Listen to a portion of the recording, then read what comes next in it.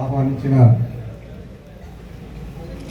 సోదరుడు రెవరెండ్ జాషువా గారు ఈ నియోజకవర్గానికి ఎల్లవేళలా అన్ని రకాల అందరినీ కూడా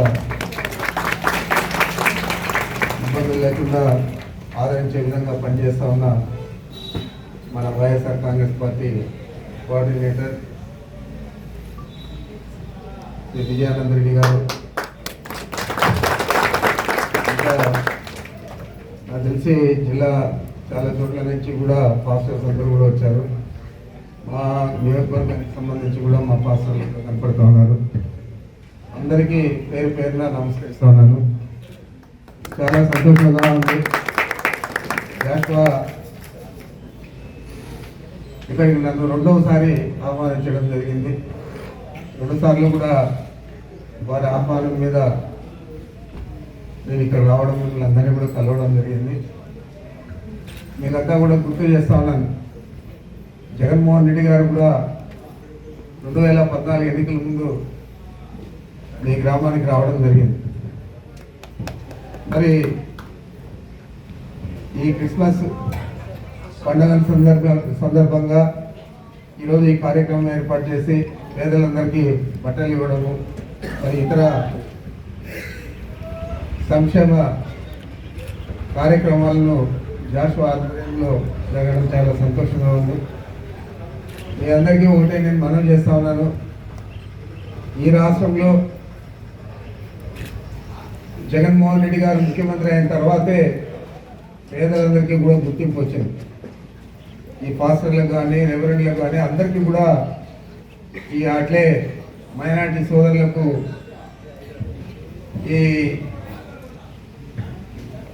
మాస్కులో పనిచేసే వారికి, మిగతా దేవాలయాల్లో పూజ చేసే పూజారులకు అందరికీ కూడా నెల పెడితే జీతం వచ్చే విధంగా జగన్మోహన్ రెడ్డి గారి ప్రభుత్వం ఒక జీవో ఇచ్చి అందరినీ కూడా, వీళ్ళు పేదలు దైవ కార్యక్రమంలో ఉన్నారు, వీళ్ళందరికీ కూడా మనం మంచి చేయాలని చెప్పి జగన్మోహన్ రెడ్డి గారు భావించి ఇచ్చిన విషయాన్ని మీ అందరికీ కూడా గుర్తు చేస్తూ ఉన్నాను.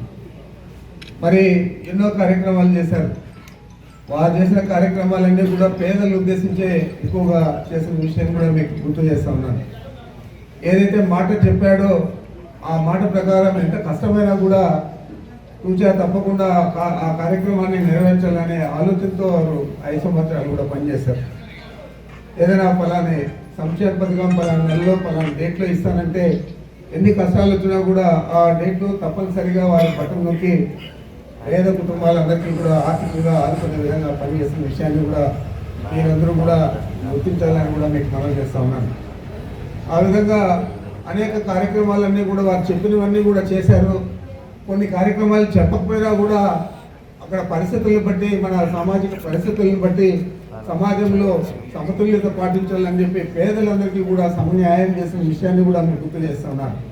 మరి ఈరోజు తేడా గమనించాలి. మీరు ఎన్నికల ముందు ఏం చెప్పాడు చంద్రబాబు నాయుడు, వారి కుమారుడు, అదేవిధంగా వారి పార్టీకి అండదండగా ఉన్న పవన్ కళ్యాణ్ గారు, వీళ్ళంతా కూడా ఏం చెప్పారు, ఎన్ని హామీలు ఇచ్చారు, ఎన్ని అమలు చేశారు, ఈ 2 సంవత్సరాల్లో ఏదైనా పేదలకు ఉపయోగపడే ఒక చిన్న కార్యక్రమం చేశారా? మరి ఇంత మోసపూరితంగా ఓట్ల కోసం అసత్యాలన్నీ చెప్పి, అబద్ధాలన్నీ చెప్పి ఓట్లు దోచుకొని అధికారంలోకి వచ్చి ఈరోజు పేదల గురించి కానీ, మన ప్రాంతాల గురించి కానీ, మన ప్రాంతంలో ఉండే అభివృద్ధి కార్యక్రమాలు ఏదైనా కుంటుపడినాయా, లేదా ఏమైనా మనం చేయాలా లేదా అని ఆలోచించే పరిస్థితి లేకుండా ఏది దొరికితే దాన్ని దోచుకునే పరిస్థితుల్లో ఈరోజు ఈ ప్రభుత్వం పనిచేస్తూ ఉంది. మరి చంద్రబాబు నాయుడు చాలా దారుణంగా అబద్ధాలని చెప్పాడు ఎన్నికల ముందు. మరి ఈరోజు ఏది కూడా తెలియనట్లు ఒక అపరిచితుడు మాదిరి వ్యవహారం చేస్తూ ఉన్నాడు. మరి ఇలాంటి దారుణమైన ప్రభుత్వ పరిపాలన ఈ రాష్ట్రానికి రావడం చాలా దురదృష్టకరం. మనం అందరూ కూడా పొరపాటు చేశాం.